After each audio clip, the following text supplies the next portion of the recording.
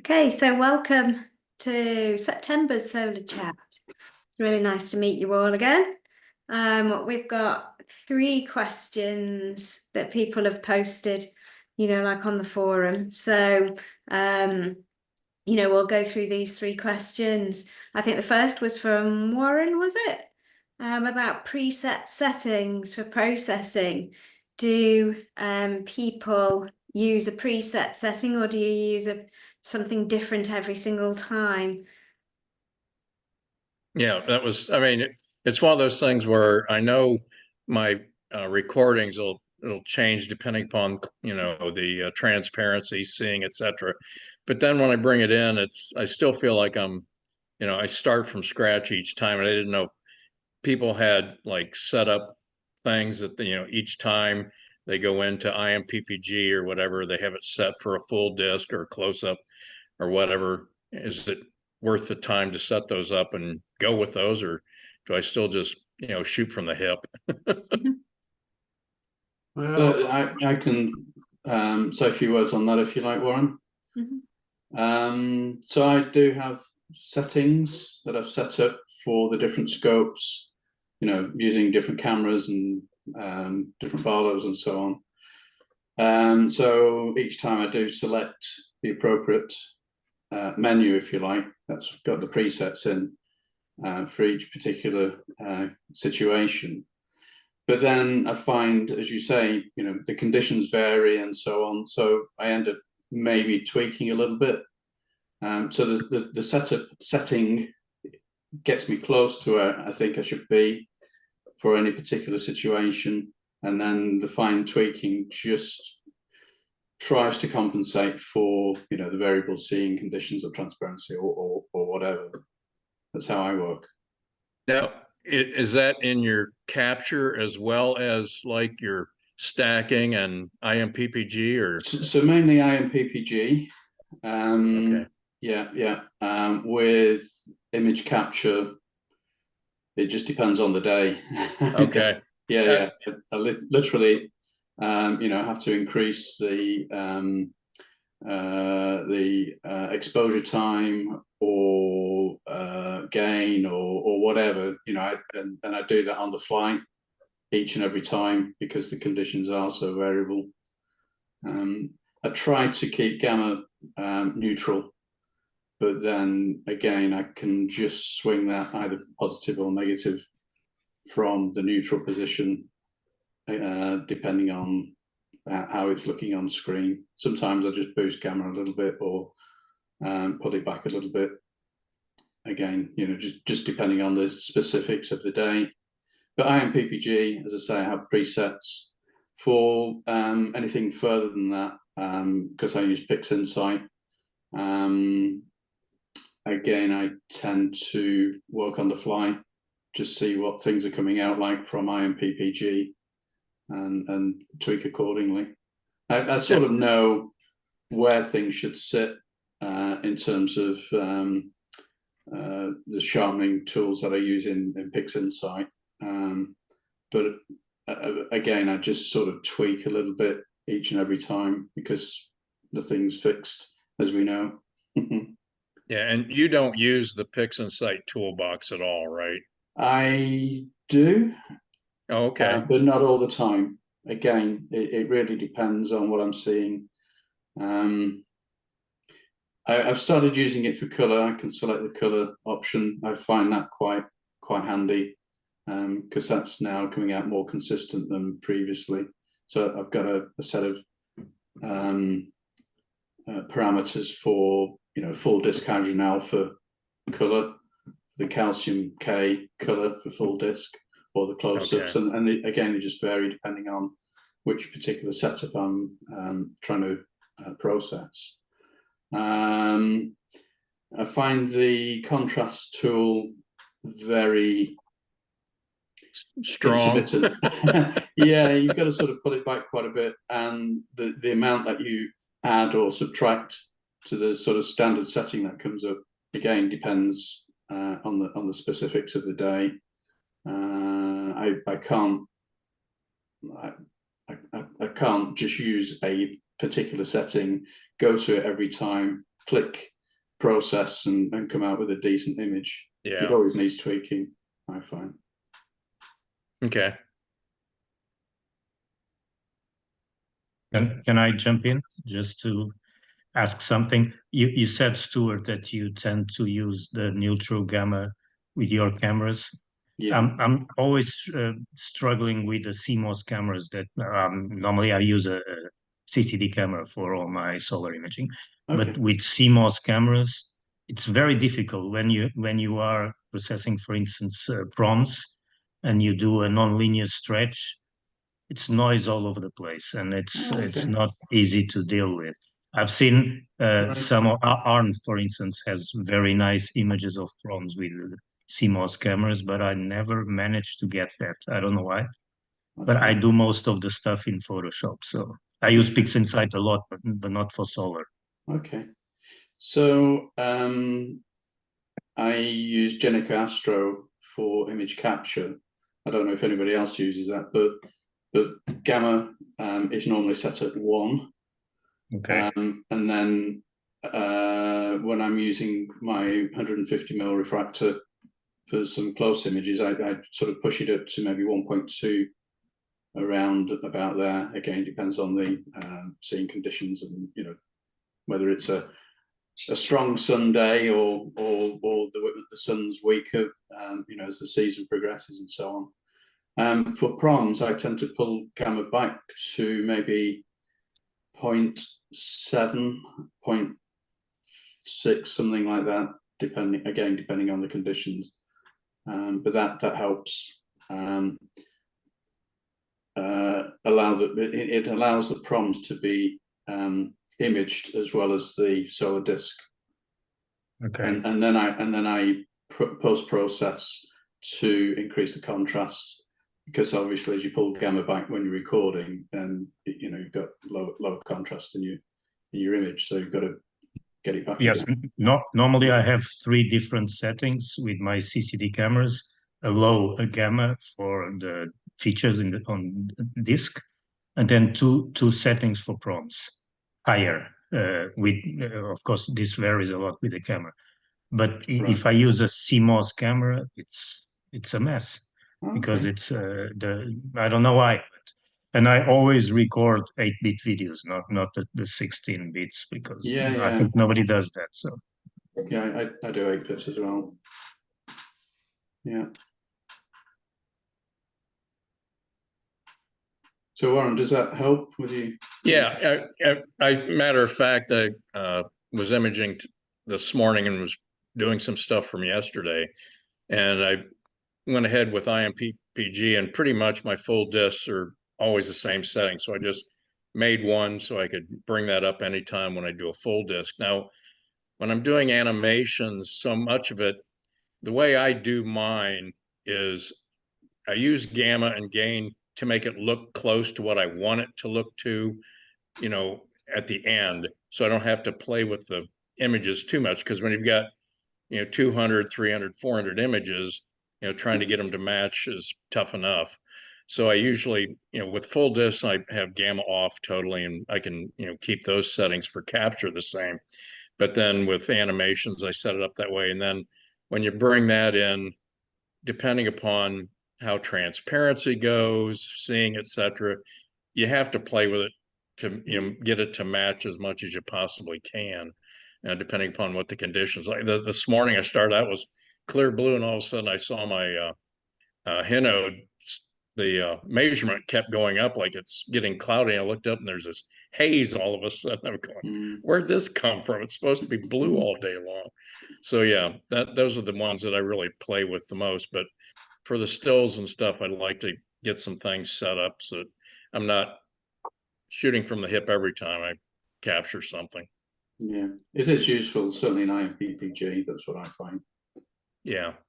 well, one thing I learned from Arn presentation is that you can do a batch with MPPG. I didn't know that, so that's very interesting, because I did it one at a time, and it's not practical at all. Oh no. But normally I don't use IMPPG most of the times. It's only for high resolution imaging for full discs. you can do it. I still use the Registart that works very well, but most of the things are done in Photoshop. But we all have our own workflows, very Yeah. different. Yeah.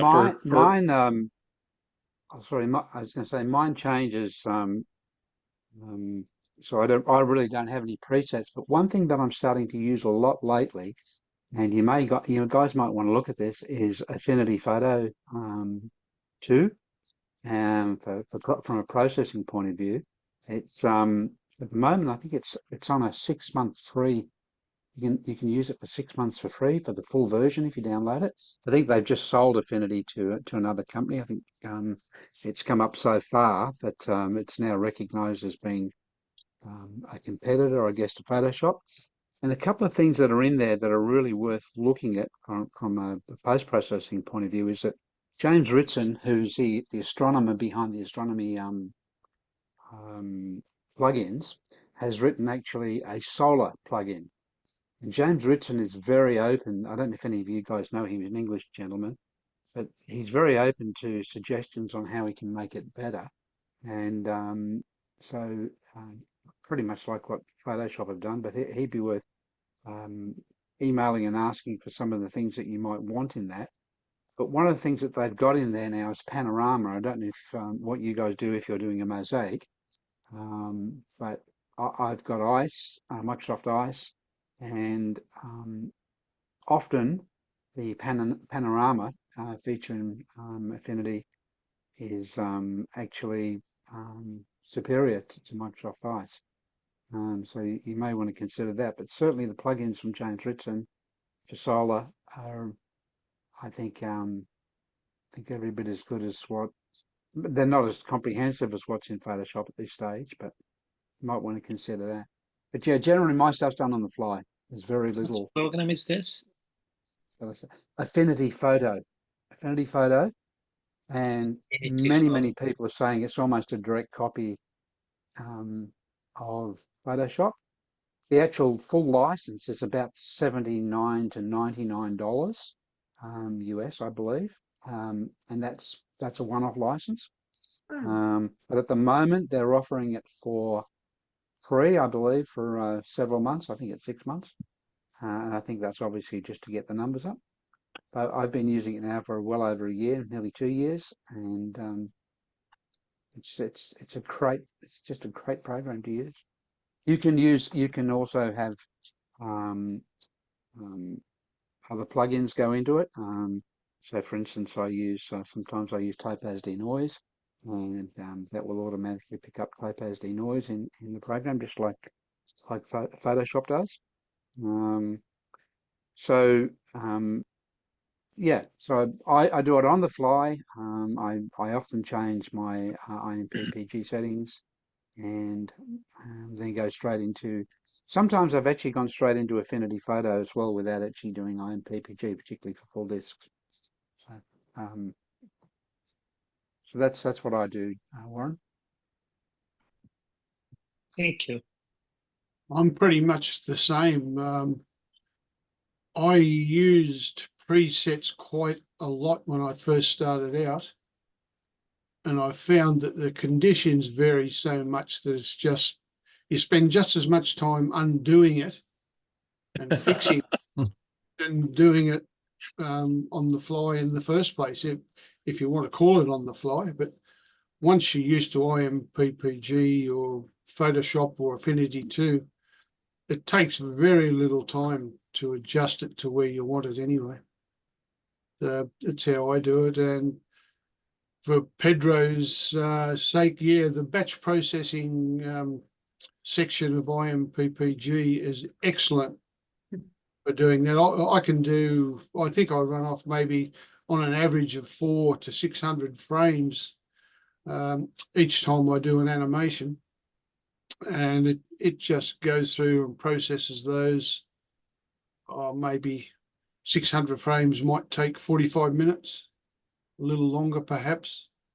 But a 200, 300 frame is done very, very quickly. And of course you can tweak that to wherever you want it. That's good to know. That's I good to really, know because I didn't know that. So it's very yeah, nice. it's just grand to do that. I wouldn't be without it. Photoshop CS6, which is what I've got, which is a bit old now, of course, takes 3 times as long. It will do it. Doesn't do any better job, but it takes about 3 times the time to do it. And the only thing, or if it does have, I haven't found it, Affinity 2, which is better than Photoshop CS6 because of the it's newer, of course, so they've tweaked a lot of the stuff in there, particularly shadows and highlights, all that sort of stuff. I've been working with it for a little while now, goaded along by Peter, and yeah, but I can process an image in either Photoshop or CS or Affinity 2. Doesn't matter. I can use either one. And It's interesting that you mentioned highlights and shadows because I use it all the time for the prompts and it works very well. And I have a preset for that. So, and yeah, sure. sometimes I do some actions in Photoshop also. This is perfect. Yeah. Yeah. I typically do actions in Photoshop on the animations because it can, you can do little tweaks and let it do its thing. And it's fairly quick after that. I mean, IMPG is what I use to start with. And then any tweaks I do, actions there and shadows and highlights is great for pulling the proms out. Right. Yeah, so sorry about that one. Yeah, I should quantify that. My workflow is firstly to IMPPG, and I don't have a preset, but I sort of, depending, it doesn't change much over the conditions, but it will. But then after I batch process through that, I then go into Photoshop and I create an action. Yeah, or Affinity 2 for the final tweaking and run it through there. And that's where I use shadows and highlights and Oh, got it. whatever I'm going to use. Don't give too much away. Now, you ask me anything, I'll tell you. Can I add something? That's all I do anyway. That's, yeah, in a nutshell, I simply gave up trying to make presets because they were usually wrong anyway. Can I add There are a something? couple of good videos on YouTube for using Affinity Photo 2. There was actually a I'll try and find it actually. There's one that was recorded in the UK. A couple of guys in the UK who put one up a little while ago, and it's pretty comprehensive the way it shows you how to use it. So look, Affinity Photo 2 is updated. It's quite regularly updated, and another update came out this week. There's a massive amount of things you can do with it. And look, while it's free, give it a go. Anne, did you want to say something? Yeah, Not I on just commission, by the way. sorry. Anne. Yeah, I just Ralph, you mentioned that the batch processing in IMPPG took 40-45 minutes for a few hundred frames. Are you aware that there's an option you can tick to enable the GPU for faster processing? No, I didn't know that.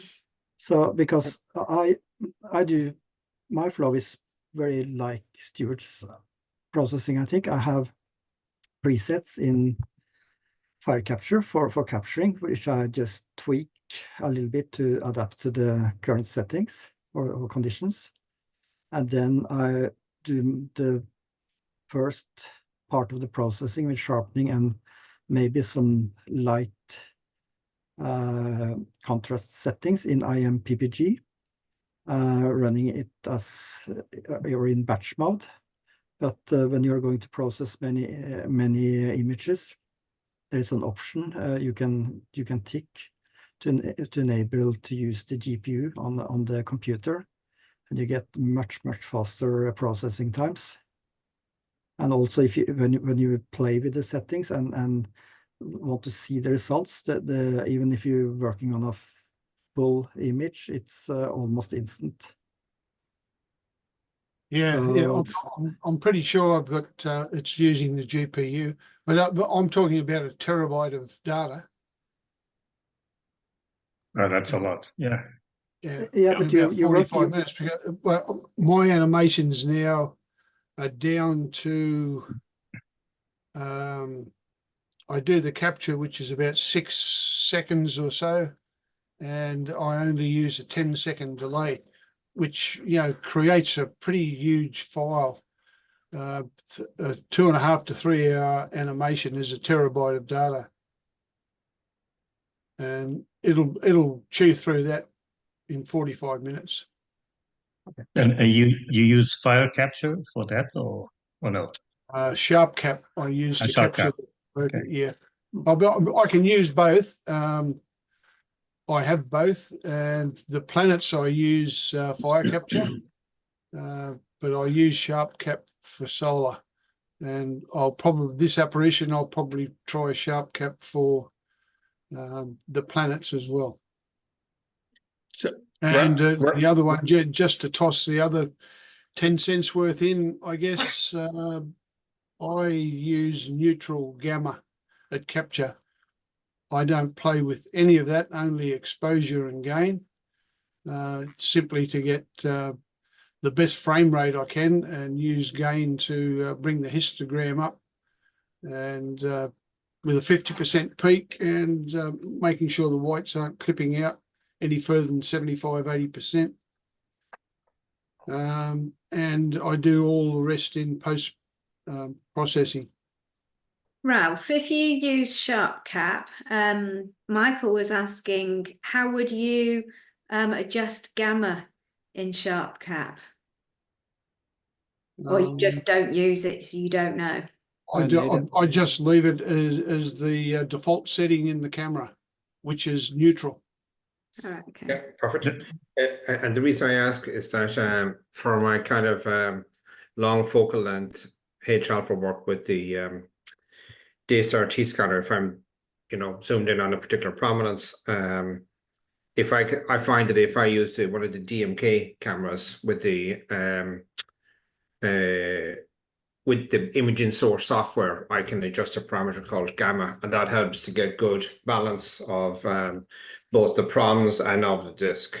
And then I would record. So if I'm using one of my DMK. Now, I recently have picked up one of the ASI 178mm cameras, and I'm kind of getting used to Sharp Cap. And I noticed that when there's a parameter called exposure stroke gain shift, and what it appears to do is when I adjust that gain value, it increases or decreases my exposure, and has the opposite effect on my gain. So I don't think it's really a gamma in the sense that, that's the closest parameter that I can see, but I'm not seeing a gamma parameter per se. No, I don't think you can adjust gamma in Sharp Cap. You can't. I think in ASI Studio you cannot adjust gamma. Also, this program that the free program that comes with the ASI cameras. But I don't know.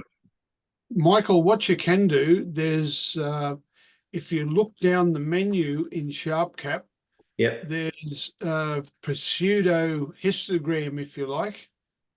Yes. It's in a black box. Can I share my screen? You can adjust gamma in there, use the center slider, pull the histogram in, and it will show you exactly on the live feed what you would get if you use that histogram, but it does not interfere with the live feed.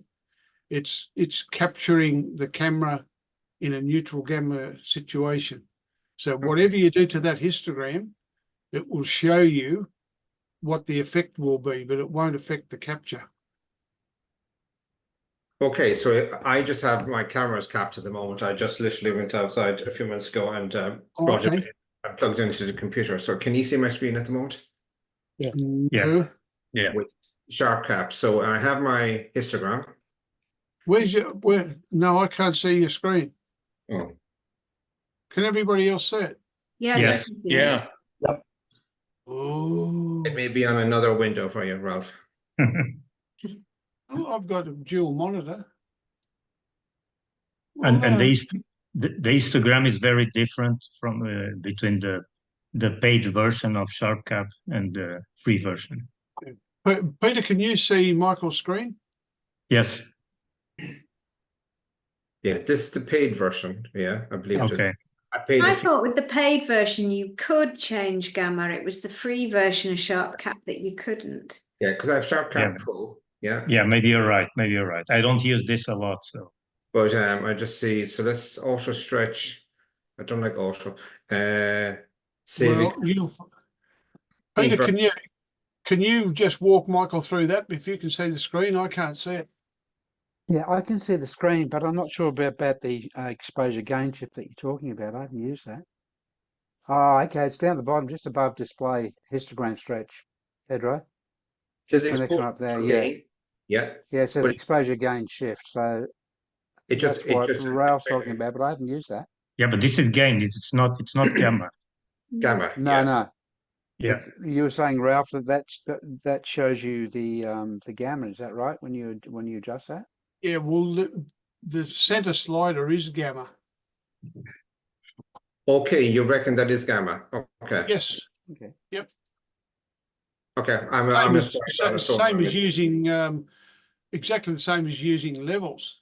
You've got the black side, the white side, and the center side controls gamma. Hmm. I see what you mean there. Michael, I don't understand why I'm not getting this. It says sharing is not turned on. Well, I don't really want to share, do I? I just want to see what you're sharing. Well, Yeah, I want my money back. Go Turn it into on view anyway. options, maybe on the top of the screen. I don't have one of them either. View. Here we View go. options. Right, speaker gallery, multi-speaker, change half side view. view speaker. Try that one instead of gallery. Speaker. Righto, I can see a big Michael. Great big one. Thanks. do you see share screen anywhere? No, No, which no, is quite weird, really. yeah, that is unusual. I've never come across that one before. Yeah. I'll stop sharing. Classic bloom, and no, I don't want any of that. Hide self view. I Hide will. media time. Yeah, anyway, boy, that just makes it a little more difficult. Okay, if But I put a snippet in the chat. Michael, Yeah. before you set that down, if you look at the display histogram stretch, I believe what he's talking about was the center line there, the dotted line. The histogram. Oh yeah. Okay, I get you. That I believe is what he's talking about as being for the gamma. That would make sense. Okay, perfect. Yep. And then there's a setting there that says I can lock it or I can save image exactly as shown. I get you. So when I adjust these sliders, it will adjust the image on the screen, but not the raw data. Right. That's correct. That's right. Yeah. And then if I wanted to match that in the data, I capture, I save that. Okay, perfect. Well, it's like in if you wanted to do that, but I normally just leave it as default and do all the post processing later. Yeah. They're the three bars that Simon Tang uses to do his focusing. So if you bring those three in towards the center individually, you'll find that the image will basically sharpen up dramatically to the point where you can actually see the grays, the blacks, the whites, very, very sharp. And you can use those then to get much better focus. That's how Simon Tang does it. Perfect. Excellent. So you need them very, very close though. But yeah, you can get a really nice image on the screen that's not affecting the actual image that you're recording. So I can experiment with that, and once I'm happy, hit save that, and apply it to my actual data and record.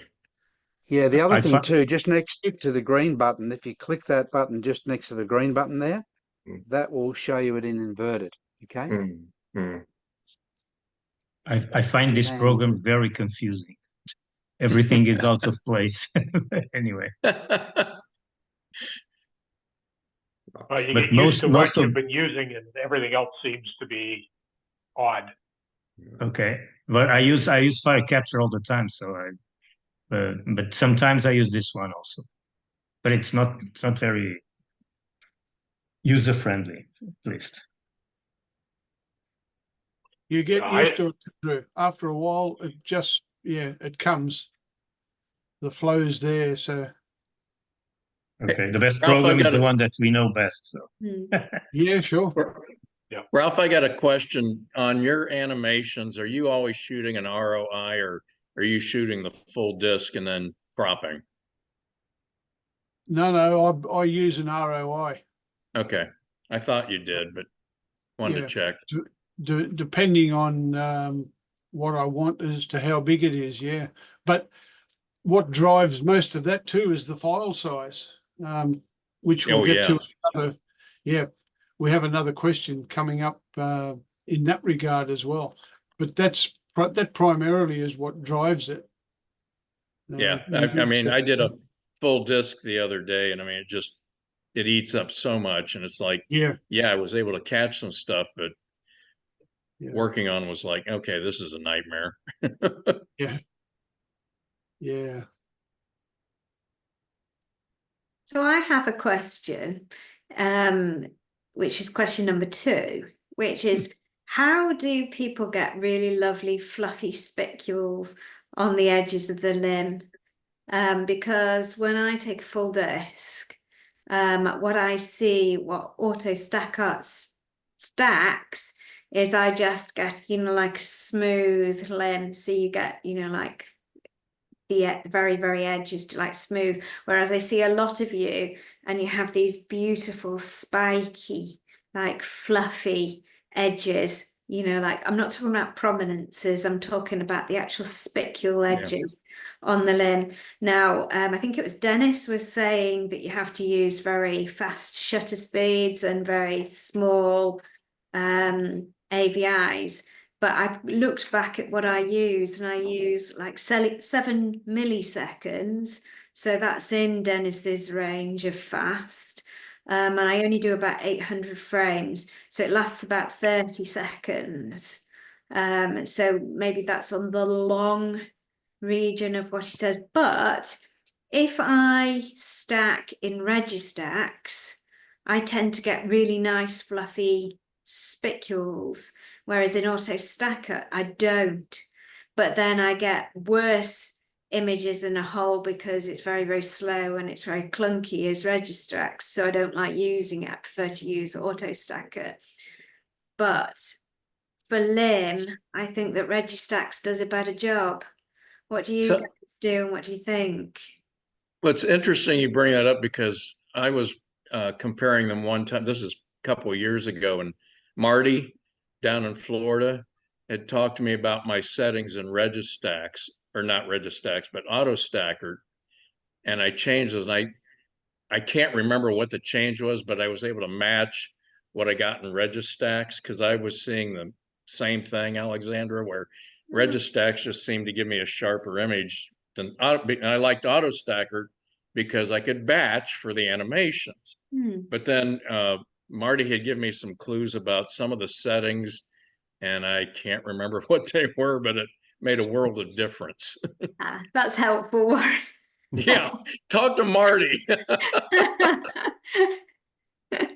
Well, for prominences only, I always use Registacks. Interesting. Yeah. Well, okay.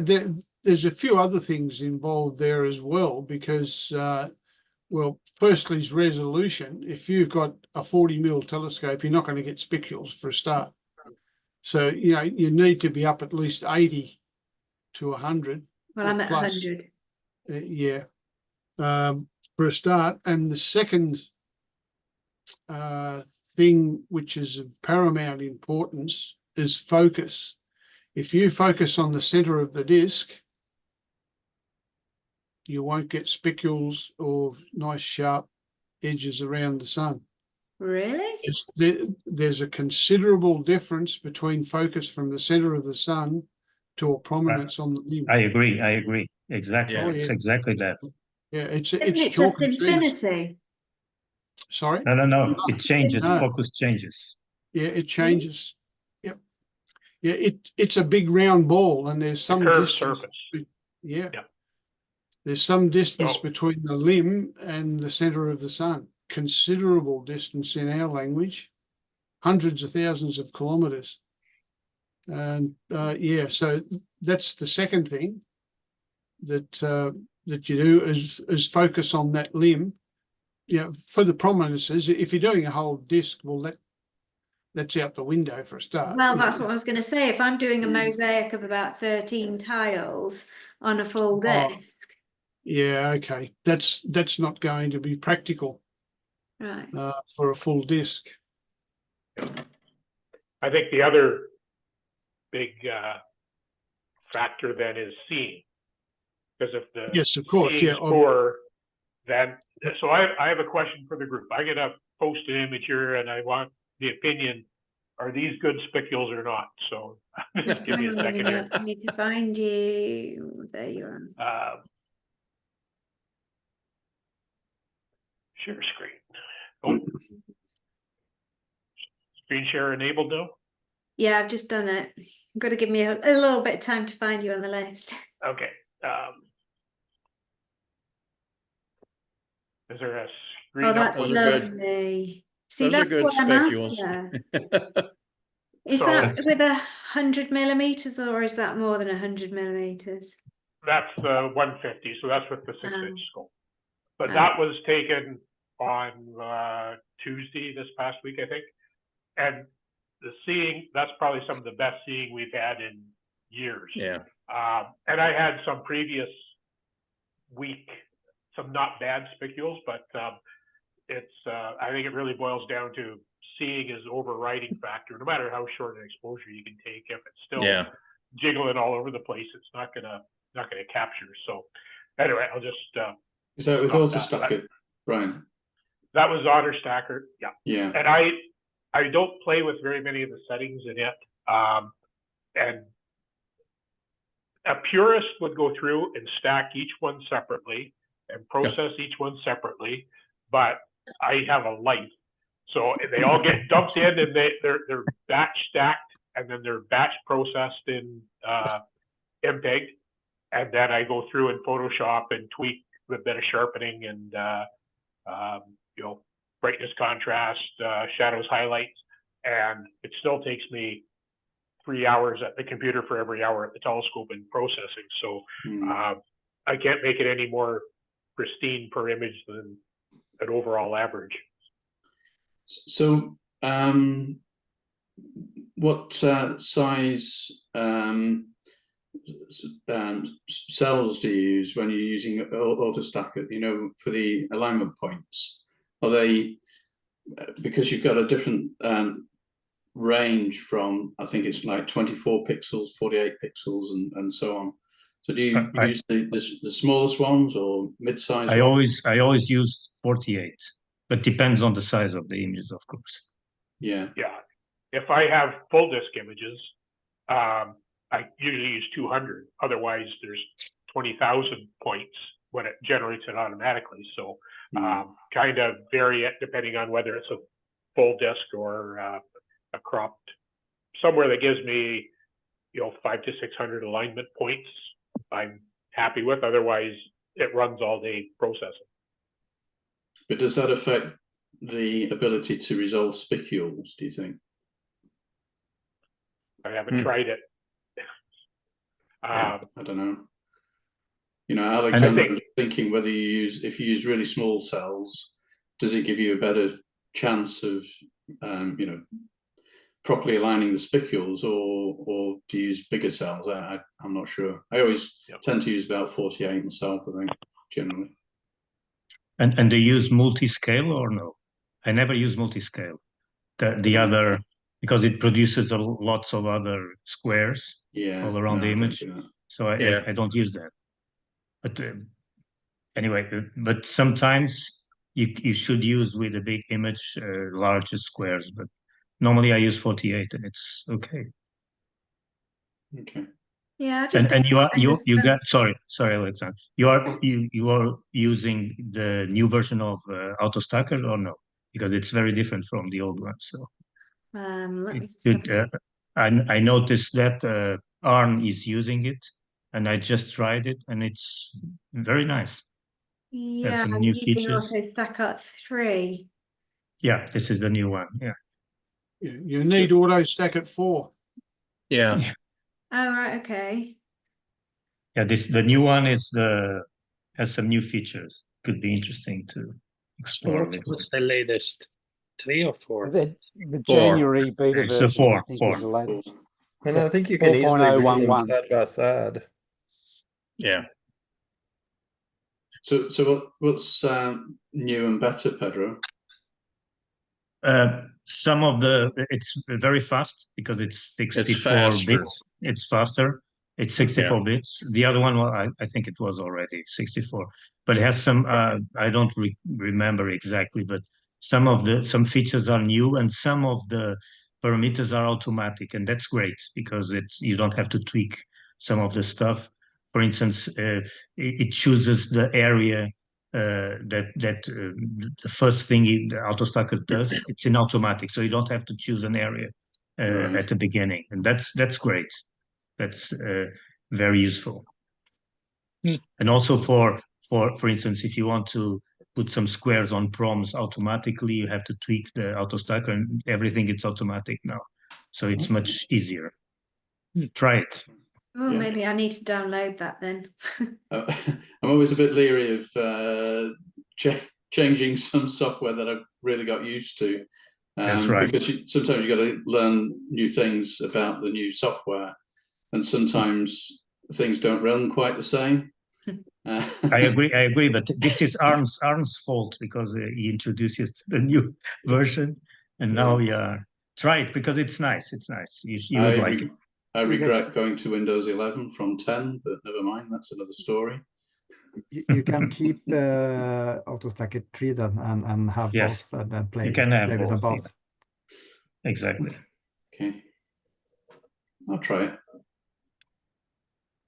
Some of the things are different. For instance, if you want to do some batch processing, you have a different. But watch Arn's presentation, and he explained it very well. So I'm not sure if your presentation was recorded or no. The last one you did. Yeah, it was. I think so. Was it? Right. It was. I couldn't find it. I think they all are. If you go through, like the SPOD archive, and just keep looking down, because then it doesn't get lost as much. Really, you could do with like a section specially for the recordings, really. Or should I be putting them in the library section? That's another one.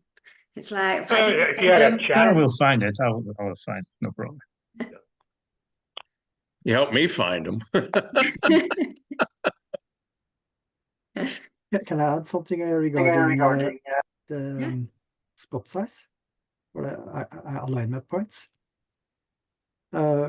Because I usually, like many others, use between 48 and 64. I usually use 48 for my full disk H alpha that generates 7,000 alignment points. I also using multi-scale, Pedro.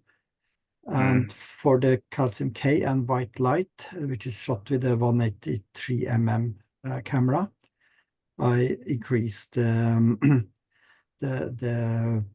alignment point size to 64, and then also end up around 7,000 alignment points.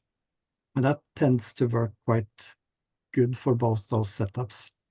But when I do more high resolution, I usually decrease the size down to 40 or maybe also 32. And there's this user on Astrobin, I think he's also on Solarchat, Bart M. He posted a very nice white light photo of a disk, sorry, of sunspot using an O3 filter. And one version with I think it was a alignment point size of 40, and the other was 32. And it was like looking through a collimated scope and a not collimated scope. It made a huge difference. Okay. I can post a link to that image on the chat so you can have a look. Thanks. But I think playing with the alignment point size to find what actually works best for your equipment and your conditions is really important. Interesting. So that might help Alexandra's question about finding spicules, do you think? It could be, and also you need to make sure that there's this setting minimum brightness threshold for what to include, and I think you have to also play with that to make sure that you get alignment points on the spicules around the sun. If it's too high, you might not get alignment points there, so that could also be something to test. Okay.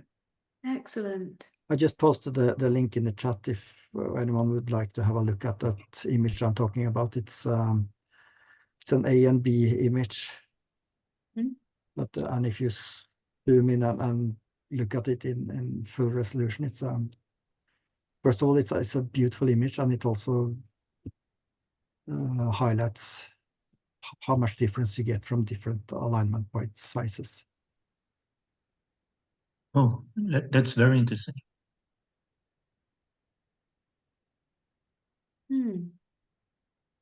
It's a beautiful image though, isn't it? Definitely. And you report that in 8-bit, I see.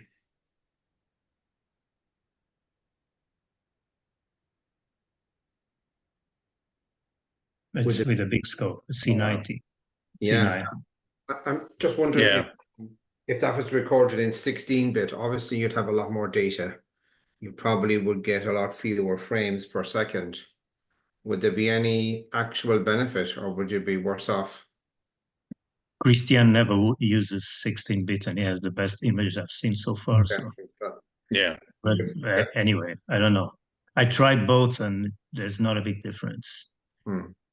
But for getting images like the one Arne was showing, you need a big telescope and fantastic seeing. So yeah.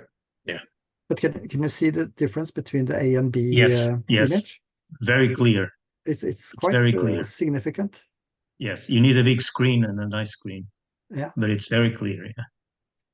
And if that's from the same data and it makes this much difference, that's really something to dig into. Exactly. Yeah. It could be different parameters on sharpening also, but no, but maybe not. He mentioned that it was the same. Yes. Yeah, okay. It should be the same. Interesting. Got a lot of work to do. I'd like to get seeing like that. Yeah, me too. As well. Me too. Then you'll get specules, Alex. I guarantee it. Now we're back to whatever image is shared, not showing up on my site. Oh no, Yeah. Brian. No, you have to open the. It's in the okay. Yeah. I thought the compression on the team, if I shared it through Zoom, it would be hard to see the difference. So I just posted the link in the chat. Yeah. So you go into the chat and open the link, Brian, and then it goes straight to Astrobin, I think. And then talking about Astrobin and all of this sort of thing, the last question was MP4s. How do we get them to work in the forum? But what I don't understand in Astrobin, when you go to Astrobin and you right click on the image and then you save image address, why does it come out as a .jpeg and not a .mp4? I don't know. I know they work in Facebook. If I load up an MP4 raw in Facebook, it plays. Not sure how they do it. Yes. Yeah, Warren's right. Yeah, they do. Yeah, I mean, you put it in and it run, and you can put it to repeat and it works. Do you guys remember a while ago, Stephen had a discussion about some of the formats that we might delete from the forum because they took up space and so forth? We didn't turn off MP4s or anything, did we? When we did that, I don't think, yeah, and they're smaller. They're even smaller than oh, what's the one that works? I can't think of the name of the other posting. It was to get rid of the TIFFs because it was getting annoying that Yeah, the people TIFFs were were uploading huge. Yeah, I thought there was TIFFs some other stuff that though wouldn't that was open. turned off as well. Yeah, I thought there was a yeah. Flickr, you know, you can run a GIF on, but the MP4s files are even smaller than those. Yeah, I need to go in and check it because I know where to look in there. You're right about the turning off all of the different file types. Because we just sort of like limited it down to like JPEGs, PNGs, PDFs, Word documents, and I think Excel files. Yeah, I need to go in and check to see whether MP4 is in there because you're right, it might not be, because they were saying technically on all these forums that all you have to do is put these closed brackets with the MP4 or the video and it should run. So maybe we have got that turned off. I can certainly go in and check that one. But really,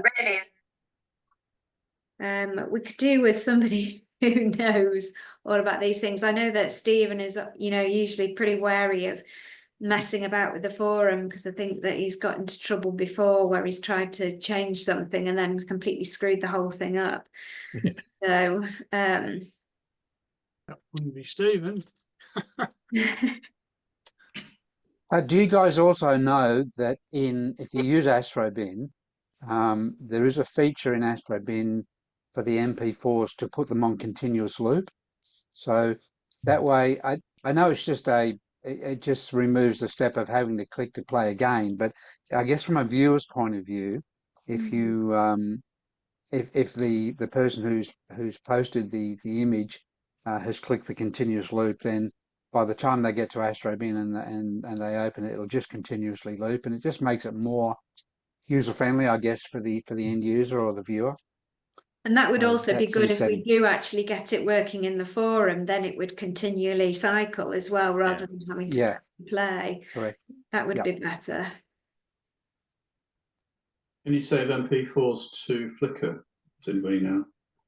Yeah, I think Nick Spencer does MP4s on Flickr. And again, you get, you know, like that little play button and you can link the BB code from Flickr through to the forum in the usual way, but you just get a static photograph. You don't get that little arrow to be able to press it.